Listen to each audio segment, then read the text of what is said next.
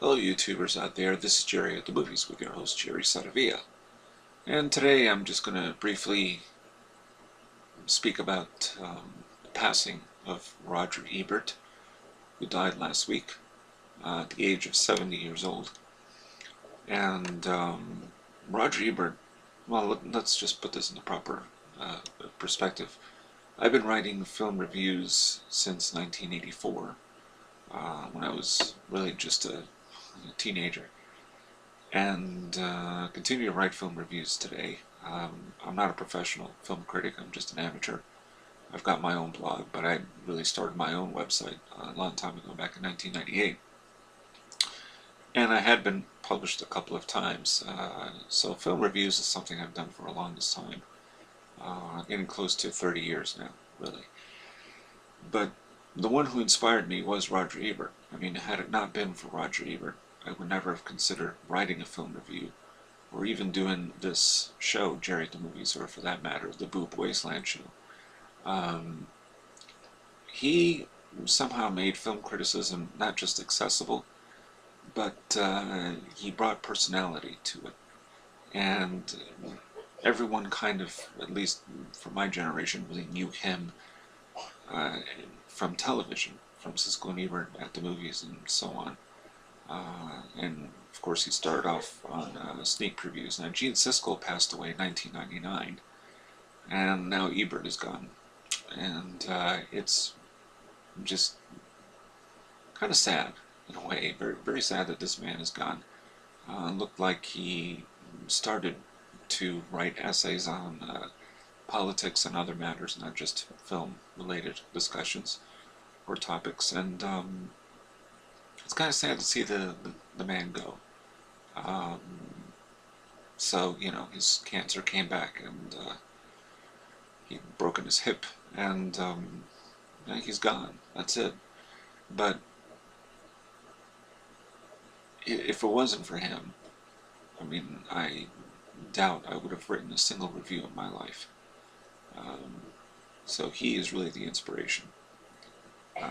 Prior to him, of course, there was Pauline Kael and Rex Reed, and Pauline Kael is gone, Rex Reed is still around. And I started reading other reviews too, thanks to him. I mean, from Andrew Sarris and Peter Travers and David Edelstein, and even some old, film essays from the Here's to Cinema. And it was all because of Ebert. Again, Ebert gave me that confidence that I could write about films. Not just reviews in terms of using esoteric language and, as people say, pretentious. Somehow all film critics are lumped in this category of being pretentious, but they are all pretentious, or elitist for that matter. He didn't write. His pen did not draw from that. His pen drew from a passion for the movies, loving the experience of seeing a movie, comparing it to other movies, other genres, an understanding of all those things, an understanding of the history of cinema. And he knew a lot. I mean, he probably, in the end, saw a lot more movies than even Martin Scorsese, who's, often claims to see, well, I don't know if he makes the claim, but he's seen a lot of movies too. Probably a lot more than even the average moviegoer would ever see. But I think Roger Ebert probably saw more, and gave films a second chance that he felt deemed worthy of a second chance. For example, even some of Stanley Kubrick's films, The Shining in particular, from what I understand, was a film he did not like all that much, and it ended up on his great movies list. There are so many cool things about just the man himself. It wasn't even just the show, or his being partnered with Gene Siskel and then later Richard Roeper, but also just, he wanted to learn from what other people thought. He had his movie Answer Man column, and, he eventually went further with social networking sites such as Facebook and Twitter. So I think he was really interested in hearing other people's views, and that really sets him apart, I think, from most other film critics who really just feel entitled to their own opinion. and that's that. I don't want to hear anyone else's.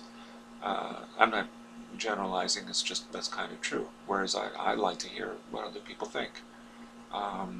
Sometimes you'll find there are people who are not cinephiles who might see things in films that other critics may not see. But what I also like is the fact that he gave films a second chance. He would see a film more than once if it was something that, again, he felt maybe he was wrong about and wanted to give a second look. Pauline Kael never really did that. Gene Siskel did, but most film critics don't even take that sort of a time to watch a film again. Gene Siskel, in fact, if he gave a film 3.5 stars or higher, he would see it again just to be sure he was right. So that's a real devotion to cinema as an art form and also as a way of communicating how one feels when you're watching a movie. Roger Ebert really made that, his thing.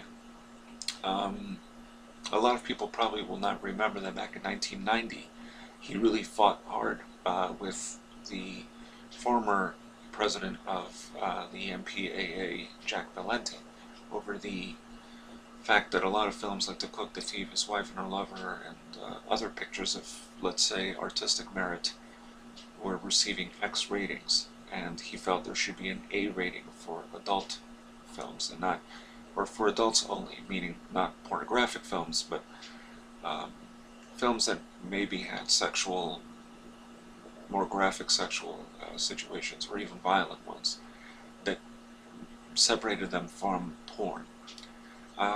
So he was pretty relentless in that crusade, and we ended up, of course, with the NC-17 rating, which is often a kiss of death at the box office, but he pushed for that.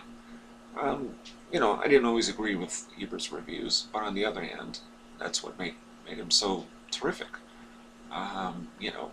He gave 3 stars to The Mummy, Tomb of the Dragon Emperor, which I thought was appalling, but that's what he thought. He went with his gut instinct. I think originally he panned Unforgiven, Clint Eastwood's Western from 1992, and then gave it a favorable, more highly favorable review afterwards. But other than that, generally he went with his gut instinct. And you kind of have to do that, but you also relate to the experience of having seen other films and wonder if you're judging it correctly or not. And he made me see that, so that he could be a mainstream film critic, but at the same time not lose the foundation, but never seem like he's pandering or talking above anyone else. And that's what made him a powerful film critic, more so than I think a lot of others who, again, cater to their taste and their culture without looking outwards. He looked outwards, he didn't remain inwards, and so I just have to say that, and it would be wrong not to talk about him in any respect as anyone who loves movies. He was an essential ingredient. A lot of people know, of course, that he wrote a couple of screenplays for Russ Meyer back in the day. One of them, of course, being Beyond the Valley of the Dolls, which Siskel hated. In fact, there was a show once where they talked about that film, how much Siskel hated that picture. Anyway, he was his own person, his own type of critic, but he also listened to the masses, and certainly influential, and so that's it. I don't know what else to say. Influential in my life, definitely, and I won't forget him, that's for sure. So, thumbs up to Roger Ebert, and yeah, he will be missed. It's going to be weird not reading reviews from him anymore, of first run releases. Oh well, it's over, but he won't be forgotten. So, this is Jerry at the Movies, with your host Jerry Saravia, signing off.